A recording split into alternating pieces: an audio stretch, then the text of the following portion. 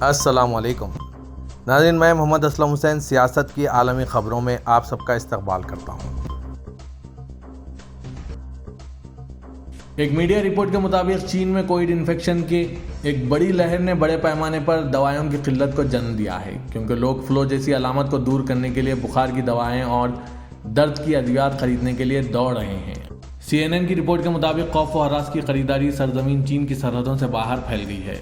ٹیلینول اور ایڈویل کے عام ورژن ہانگ کانگ، میکاؤ، تائیوان اور جہاں تک آسٹریلیا میں دوائیوں کی دکانوں پر فروخت ہو چکے ہیں۔ اس نے کچھ مقامی فارمیسیوں کو فروخت کرنے کو محدود کرنے پر مجبور ہو گئے ہیں۔ ایک چینی میڈیا نے آج چہارشنبے کے روز رپورٹ کیا ہے کہ صفر کووڈ پالیسی کی پابندیوں کو ہٹانے کے بعد معاملات میں غیر متوقع اضافے کو دیکھتے ہوئے چین نے وائرس کے کیسز کی نگرانی کے لیے ہسپتالوں کا ایک نیٹ ورک قائم کیا ہے۔ ساؤتھ چائنا مارننگ پوسٹ کی رپورٹ کے مطابق Chinese centre for diseases control and prevention نے ہر شہر میں ایک ہاسپٹل اور ہر صوبے میں 3 شہروں پر مشتمل ڈیٹا اکٹھا کرنے کا نیٹ ورک قائم کیا ہے۔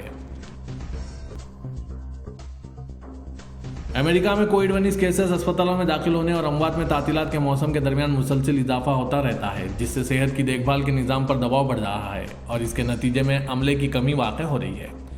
Centres for diseases control and prevention کے مطابق 44% سے زیادہ کاؤنٹیز درمیانے درجے سے لے کر اعلیٰ کووڈ-19 کمیونٹی لیول کا سامنا کر رہی ہیں۔ سینہوا نیوز ایجنسی نے CDC کے حوالے سے بتایا کہ ملک میں اب اوسطاً 65,000 نئے کیسز، 5,000 ہسپتالوں میں داخل ہونے اور 390 اموات ہر روز ہو رہی ہے، جو پچھلے چند مہینوں کے مقابلے میں ایک نمایاں اضافہ ہے۔ Immigration, refugees and citizen ship Canada کے مطابق کینیڈا نے 2022 میں 4.8 ملین ویزا درخواستوں پر کارروائی کی ہے، جو پچھلے سال کی اسی مدت کے دوران 2.5 ملین پروسیس کی گئی تھی۔ ماہانہ بنیادوں پر کینیڈا اب مزید وزیٹر ویزا درخواستوں پر کارروائی کر رہا ہے، جس سے اس کے وبائی امراض کے بیک لاگ کو صرف 4 ماہ میں تقریباً 1.5 ملین درخواستوں سے کم کر دیا گیا ہے۔ نیپالی کانگریس کے صدر اور وزیر اعظم شیر بہادر دیوبا کو پارٹی کا پارلیمانی لیڈر منتخب کر لیا گیا ہے۔ دیوبا کو بڑے پیمانے پر حکمران اتحاد سے ہمالیائی قوم کے اگلے وزیر اعظم کے طور پر دیکھا جا رہا ہے، لیکن انہیں CPN کے چیئرمین پشپا کمل دہل عرف پراچندا نے بھی چیلنج کیا ہے۔ پارلیمانی پارٹی کے رہنما کے انتخاب کے لیے آج چہارشنبے کو ہوئے انتخابات میں دیوبا نے جیت کا دعویٰ کرنے کے لیے 64 ووٹ حاصل کیے۔ فلسطینی صدر محمود عباس نے اعلان کیا ہے کہ فلسطینی عوام کو بین الاقوامی تحفظ فراہم کرنے کے لیے ایک وسیع مہم شروع ہونے والی ہے۔ سینہوا نیوز ایجنسی کی خبر کے مطابق محمود عباس نے یہ ریمارکس فلسطین لبریشن آرگنائزیشن کی ایک ایگزیکٹو کمیٹی اور ان کی فتح تحریک کی مرکزی کمیٹی کے مشترکہ اجلاس کے دوران کہی۔ عباس نے میٹنگ میں کہا، ہم مغربی کنارے، مشرقی یروشلم اور غازہ میں فلسطینی عوام کو بین الاقوامی تحفظ فراہم کرنے کے لیے ہر ایک کو ان کی قانونی اور تاریخی ذمہ داریوں کے سامنے رکھنے کے لیے ایک مہم شروع کریں گے۔ سعودی کابینہ نے ریاض میں ہونے والی چین سعودی، چین خلیجی اور چین عرب سربراہ کانفرنسوں برائے تعاون و ترقی کی قراردادوں کا خیر مقدم کیا ہے۔ کابینہ نے اس یقین کا اظہار کیا ہے کہ چین کے ساتھ عربوں کی دوستی مضبوط بنانے کی خواہش ابھر کر سامنے آئی ہے۔ یہ کانفرنس آنے والی نسلوں کی آرزوؤں اور اہداف کی تکمیل میں معاون ثابت ہوگی۔ سعودی خبررساں ادارے SPA کے مطابق کابینہ کا اجلاس ریاض کے قصر الیمامہ میں ولی عہد و وزیر اعظم شہزادہ محمد بن سلمان کی صدارت میں منعقد ہوا ہے۔ سعودی وزیر توانائی شہزادہ عبدالعزیز بن سلمان نے کہا ہے کہ رواں سال اکتوبر میں تیل کی پیداوار میں روزانہ 2 ملین کمی کے فیصلے کو اس وقت خطرات سے بھرپور اور افسوسناک کے طور پر بیان کیے جانے کے باوجود تیل کی منڈی کے استحکام کے لیے درست ثابت ہوا ہے۔ سرکاری خبررساں ایجنسی SPA سے بات کرتے ہوئے سعودی وزیر توانائی نے کہا کہ اس وقت یہ بھی دعویٰ کیا گیا کہ فیصلہ سیاسی محرکات کے تحت کیا گیا۔ یہ عالمی معیشت کو کساد بازاری کی طرف لیے جائے گا اور ترقی پذیر ممالک کو نقصان پہنچے گا۔ انہوں نے مزید کہا کہ OPEC کا فیصلہ تیل کی منڈی اور انڈسٹری کے استحکام کے لیے درست ثابت ہوا ہے۔